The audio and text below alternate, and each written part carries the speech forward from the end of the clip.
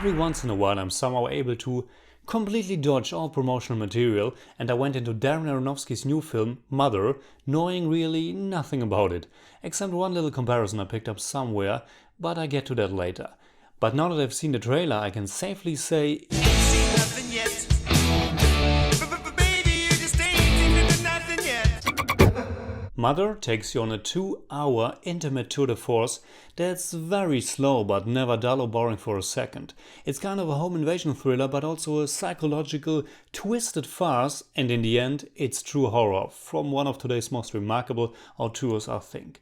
Not all of Aronofsky's movies appeal to me, and I was very disappointed by his latest one, Noah, but one can't deny that he brings very unique and disturbing visions to the screen. Mother tells the story of a couple that's living in a remote house. While she is trying to rebuild their home, which was almost burned to the ground, as we learn in the very first shot, he's trying to write a new novel. The characters, she's played by Jennifer Lawrence and he by Javier Bardem, have no names. They are all pieces in this crazy, mysterious riddle of a movie. Or maybe riddle is the wrong word, because there is no simple answer or solution at the end. Apparently Darren Aronofsky wrote the screenplay in just 5 days, and it comes across as some manic fever dream that only gets more disturbing as it progresses.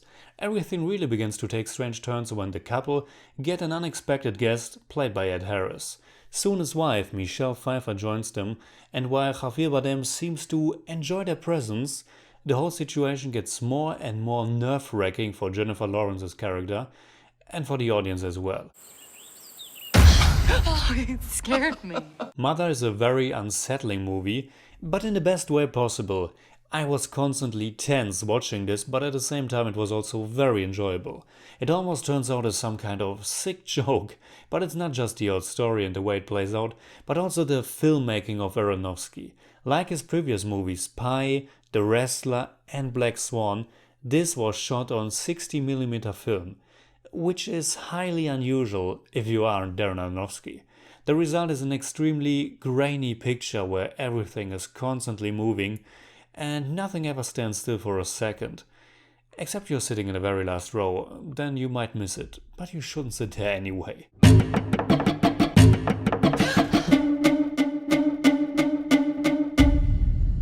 It has that very organic, very warm feel to it.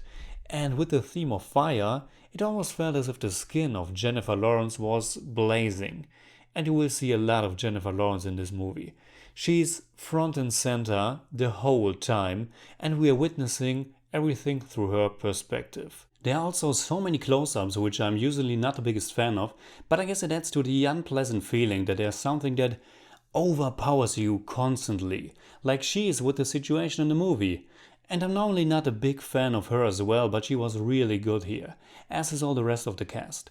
It was also quite a joy to see Ed Harris and Michelle Pfeiffer back in something this big, even though it is a smaller film that feels like a weird art house trash horror work of art that's not afraid to go very extreme.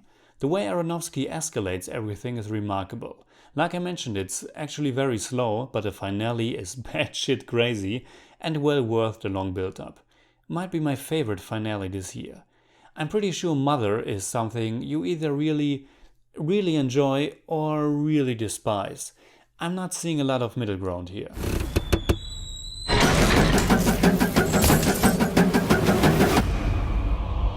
I want to come back to what I said at the beginning, that there was a comparison to an older movie that I read about before going in.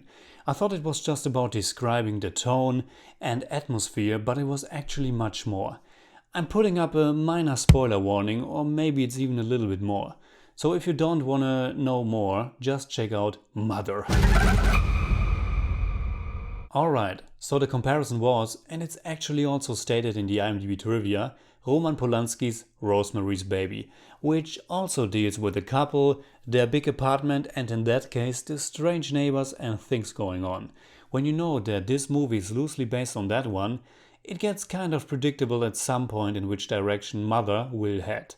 It's still quite different, but I think it can pass as a spiritual remake to that horror classic. This is not spoiling the ending or the character's true nature, because Mother stays very open to interpretation.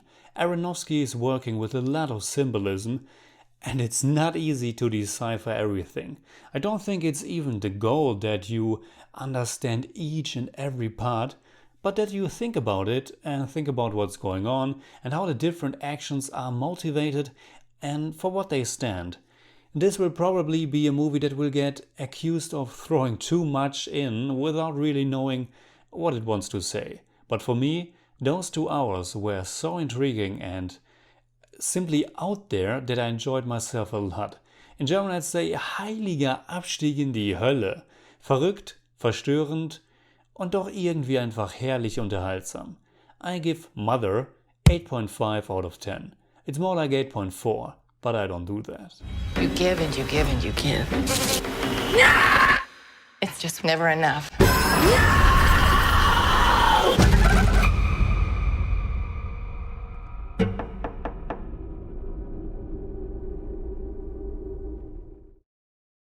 Alright, that's it. Like always, comment below and let me know what you think about Mother. And also let me know what's your favorite movie by Darren Aronofsky. Mine is still Requiem for a Dream. You can hit me up on Twitter, Facebook, and Instagram simply at the Jimmy Cage. And if you enjoyed this video, please give me a thumbs up, share, subscribe, whatever you like, and make sure you hit that bell for all I have to tell. Why does the sun go on shining? Why does the sea rush to shore?